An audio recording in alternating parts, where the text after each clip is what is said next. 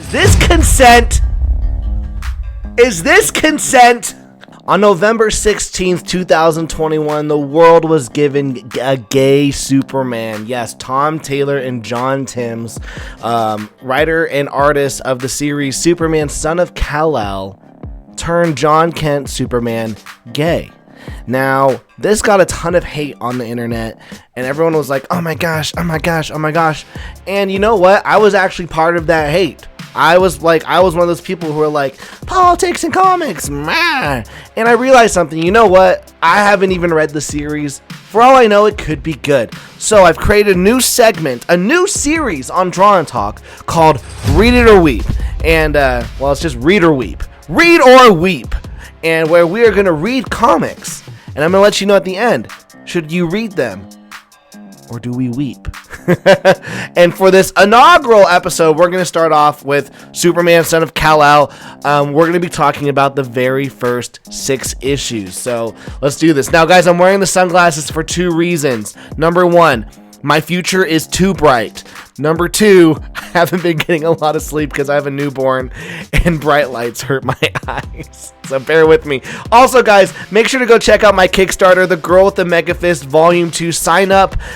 Sign-ups are happening right now. We launch August 31st. This is a 200-page graphic novel. It's going to be $15. If you missed out on Volume 1, it'll be available there too at the same price. It's an awesome story. It's amazing. It's amazing. So let's get it to this. Read or weep. Read or weep. Okay, here we go. Superman, Son of Kal-el, number 1. Okay, now most of the series is drawn by John Timms, fantastic artist, and is written by Tom Taylor. All right, so the opening of issue number 1 starts off with the birth of John Kent. Superman is with the Justice League while fighting off an alien invasion. All of the team members are telling Superman to leave because he has somewhere more important to be. There's this MCU-style joke throughout these pages with Superman going like keeps saying like, well, what about the alien invasion? And all the team members, all the Justice League members keep reminding him it's an attempted alien invasion. I'm not going to lie. It made me smile. Like Batman says it, Green Lantern says it, even Wonder Woman says it. All right. John is then born, and then we are thrown into the present day with the California forest fire and John Kent Superman coming to save the day. Now, this art is absolutely spectacular. We learn that the forest fire is actually caused by a superpowered human being, and that the military is wanting to just, missile attack him. John quickly stops the missile and goes and confronts the boy, who he finds out cannot control his heat powers while under high immense levels of stress and anxiety. John grabs the kid and holds him tight until he calms down. Beautiful imagery. John gives the fire boy to the military and asks them to get him help, and he flies off. As he flies off, however, the head commander rams his gun into the boy's head, knocking him out. John notices this and flies down, catching him, and confronts the commander, who lets him know that the government is in charge and not him. Oof. Later, we see John meeting up with Damian Wayne Robin, who is currently, I believe, in continuity at this point, not Robin. John discusses with Damian how he is struggling to figure out the type of hero he wants to be. They discuss the pros and cons of being part of the status quo, with Damian saying, "It's easy to punch a ninja, a little harder to punch the climate crisis, inequality, erosion of free press, and the rise of demagogues." John then decides that he wants the symbol of Superman to be truth, justice, and a better world. Damian then ends the issue by saying, it's time for Superman to stop fighting the symptoms. You're powerful enough to be the cure. And that's the end of issue 1. All right, now while I enjoyed the first issue, there were some blatant throw-up moments that felt pushed. Okay, Damian, I like the relationship with Damian and John. Like, it's awesome that they're still best friends after Super Sons. But Damian talking about how it's like a superhero's jobs to fight like social inequalities, the pay cap, the free press, like it just felt really, really, really forced. And you could tell like you could tell Tom Taylor was like, yes, social equality, like, while he was typing that.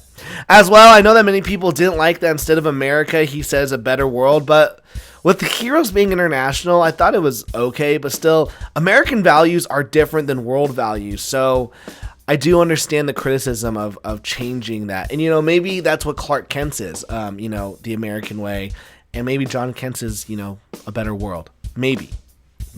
Okay. So as of this point, I'm not going to lie. It's not bad. It's not terrible. I'm enjoying it enough where I want to continue reading.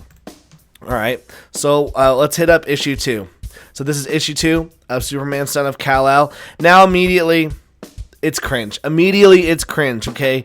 We have a green-haired school shooter coming in and yelling at his classmates to shut up. It's too soon to politicize this before shooting and getting stopped by John Kent. And I get that Tom Taylor wanted to discuss school shootings, but this was the worst way to do it. And I thought that, it was awful. It was like, don't politicize this. It's too early. Like, what? It's so terrible. Now, I will say that this issue was greatly improved when Superman and John had a really good father and son discussion, talking about the roles and responsibilities of being a superhero. I legit enjoyed these pages, guys.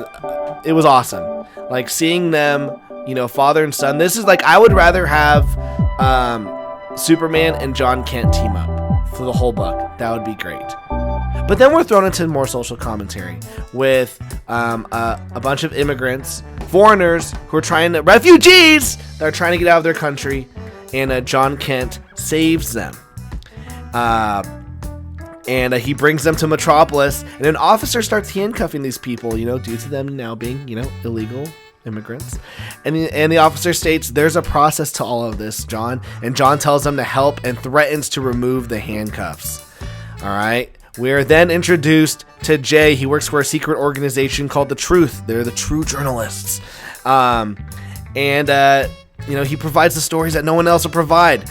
And he looks over at John and he says, they come here for help. And they're treated like criminals, giving us a reminder about how terrible American immigration laws are. This issue wasn't as good as the first. The father and son discussion with Clark and John was great. Really, if Tom Taylor could keep just the heart and soul of these pages, those kind of pages, going, this issue would have been great. The problem is that the reader is constantly berated with social issues after social issue. Issue 1 dealt with health and mental health. Issue 2 dealt with gun control and illegal immigration. So it's like, where can we go with issue number 3? Well, let's do this. Now, issue 3, guys, legit started off with a banger. Okay, legit started off with a banger. Okay, this is what I want in a comic. We have Clark Kent Superman and John Kent Superman working together to save people from a collapsing building. It's a great sequence and the art is gorgeous. Okay, John has legit I think he says it has 4 seconds to save 471 people.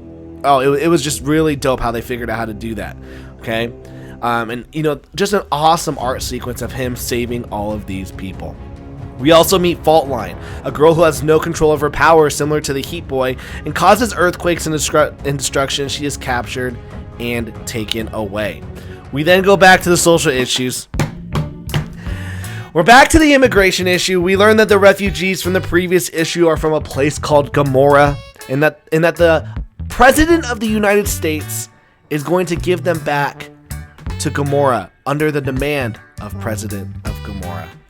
And there's a protest outside and police begin beating the harmless refugees, and John Kent's like, enough of this, put me in jail with them. And that's what he does. And Clark and John are like, Clark's like, get out, you're good. He was only in prison for 45 minutes, but he made a change.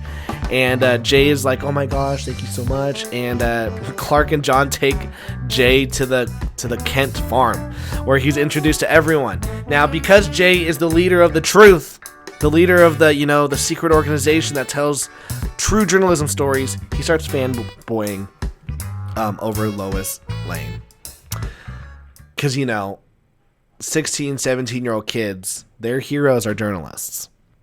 Anyways, Clark and John then have one more amazing father and son moment where Clark gives the mantle over to John and leaves. For some reason that I assume is because of some continuity thing from some other comic book issue. But it's an awesome moment. The art is great. The father and son bonding is immense. I'm telling you, this is what I want in a Superman story. Like, this is the heart. We don't need the social issues. We just want this. This is the heart.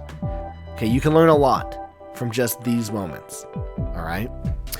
However, the issue ends with the president of Gamora dropping Fault Line onto the Kent farm and blowing it up. Now, this is a pretty good cliffhanger.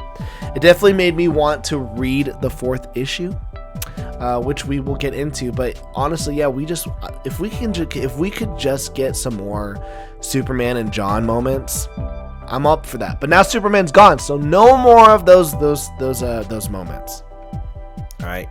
Now, issue 4 begins with John trying to get his grandparents out of the explosion, and as he goes to grab Jay, he realizes that Jay has powers. Jay is indestructible. Jay cannot feel pain. So he ditches Jay. The Flash and Wonder Woman and the Justice League, we see like Green Lantern for a second. They come in, they confront Fault Line. They're gonna fight her, and John's like, "Yo, be compassionate. Don't do that. Be nice." And they're like, "Oh, I guess you're right." Flash and Wonder Woman take her away. All right, we then meet Jay's super friends, Aerie and Wink, who tell him that Gamora is creating post-humans with powers and experimenting on people, and that Fault Line is one of those people, as are Jay, Aerie, and Wink. So all of these 3 kids, everyone that we've seen who has superpowers that are new, they are all from the country Gamora. All right. We then get a mom and son talk with Lois, telling John to not confront the president of Gamora, of which John totally does. He gets tricked into saving the Fire Kid from the first issue, only to get compromised by the last page, unable to control his powers, and all he hears is the screams of everyone in the world. This issue wasn't good. This issue really wasn't good. I didn't like the art. The art change was the art change from John Tim's art. I didn't like it. I'm still curious to see how the story's gonna go, but right now, you know, this issue didn't really have any heart. It didn't have heart and soul, because what makes Superman and the Superman family great is the heart and soul and their family dynamic. And now that you've taken that apart, now you just have this super rage kid and a bunch of super powered hippie children. All right, but let's get to issue 5. The book isn't bad, by the way, guys. The book isn't bad. Okay, besides the social commentaries here and there, so far the story isn't that bad. It's intriguing. Honestly, had the social aspects been better written, I think this book wouldn't have gone as much hate as it did. With that being said, we get to the famous issue 5. If you don't know why this issue is famous, well, you'll see why. I think that rhymed. Oh my gosh. All right. We see the consequences of what is happening to John. Okay, all he hears is the screams and cries of people all around the world. He's going country to country trying to save everyone, okay? Everyone. And the art is absolutely fantastic in this. He's eventually stopped, however, by Aerie, who says, "Hey, Jay needs help." Jay then tells John, "Hey, dude, you got to calm down. You're going to overexhaust your powers." Somehow he's able to convince John to slow down. John falls asleep on Jay's couch. Jay, he wakes up after 9 hours of sleeping, and Jay tells John that because of his powers, Jay's powers, he can't be hurt, meaning that John will never have to worry about him, and that he can worry about the world. And then out of nowhere, drum roll, they kiss. This came out of nowhere. There was never any hints of John and Jay having any feelings for each other. Is this consent? Is this consent? I don't know. There was no build up to this. John's like, "Crap, I hear some people need help," and he flies off. Okay. This is the issue that sparked controversy, and it just came out of nowhere. There was no indications that John was gay, guys, throughout this entire story arc. It felt so forced. Like, had you taken out this splash page, the status quo of the story would not have changed.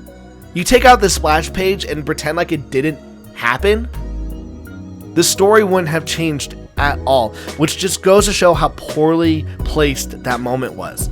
At the same time, I understand what Tom was trying to do. You see, Clark Kent Superman always had to worry about Lois Lane, his ultimate kryptonite.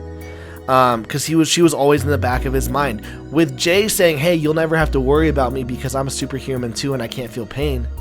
I'm indestructible. It gives John the opportunity and ability to continue to worry about others and still have a love life. But once again, it just felt so forced. I'm telling you, if you can take out a page in a comic book story and it doesn't affect the whole issue or story, it was poorly placed. You take out that splash page of them kissing, it doesn't change anything about the story. Issue 6. This is the final issue that I could get through. Alright, we're given an origin story of Jay. We see what happened to the people of Gomorrah throughout this flashback. While we're doing this, Jay and John are eating pizza. I'm assuming they're on a date.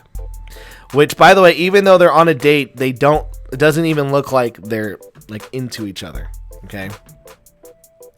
Anyways, they decide that they need to find out how Bendix, the president of Gomorrah, stole Fault Line from the facility from Star Labs, and so they go in to break in. Jay is going to break in. However, when Jay breaks in, he's also confronted by Damian Wayne Robin, who's also trying to break in to get the same information for John. But as well, who's also trying to break in? Lois Lane is also trying to break in. They're all trying to break in to get the same exact information. All right. They get the information. They find out that there's a bunch of human trafficking going on from the people of Gomorrah. John Kent Superman comes in, beats the crap out of everyone, tells them to get lost. And then the issue ends with the president of Gomorrah about to unleash his superhuman army. All right. Now, I'll tell you though, my only problem with this. The only problem with this issue is this line. It says, Robin says, I'm on my way to being the greatest detective in the world, and I'm also your best friend and quite perceptive. John Kent goes, and Damian goes, and I'm really happy for you, man. Now this is a great friendship moment. I love their relationship with Super Sons. This is a great friendship moment. However, it was not earned. This moment was not earned because Damian, we didn't see, according to the reader, we never saw a panel with John and Jay interacting with each other and for Damian to notice. This, to earn this moment, there needed to be maybe another page or two where the reader gets to see John and Jay interact with each other all lovey-dovey, and maybe Damian in the back going, oh, there's none of that. And so this moment isn't earned. It's a great moment had it been earned. All right, so let's talk about this. So in conclusion, does this story get the hate that it deserves? Yes and no. The art in the book is fantastic, and when the book is well written, it is well written. However, there were so many forced moments, forced social issues, and forced relationships that I felt like nothing was organic. Do I care that John and Jay are gay together? No, I don't, but I wish it had been built out a bit better. It was just like, boom, you're gay. Boom, you're kissing. Boom, everyone knows you're in love. There was just no build up to it. Also, did John even consent? We don't even know. He just went, boom, you're getting kissed. Now, will I continue reading this series? No, I realized that after issue 6 that this Gomorrah story arc was going to take forever, and I wasn't interested in it. So definitely not going to be reading any more of this series. Read it or weep. This is a hard one. From these very first 6 issues, I'm going to say this. Besides the first 2 issues had some really bad social, the second issue had the worst, honestly. Besides the second issue's terrible social commentary and whatnot, this actually wasn't that bad of a series. It's definitely not something that I'm personally into, but it actually wasn't that bad. So for this, I will say read. But you will be weeping. But read! with some weeping. Okay. Thank you guys so much for watching. Remember to smash that like button, smash that subscribe button. Guys, go check out The Girl with the Mega Fist, an ongoing series that I'm currently writing and drawing. Link in the description. Sign up for our Kickstarter. The Girl with the Mega Fist is about a girl named Eliana who is fighting against love and destiny as she wields the Mega Fist, the ultimate powered gauntlets powered by the gods. That was like the worst description of the book, so I'm sorry, but if you made it this long to the video, I hope you just hit the notify me button. Okay, peace. What a terrible ending to a video.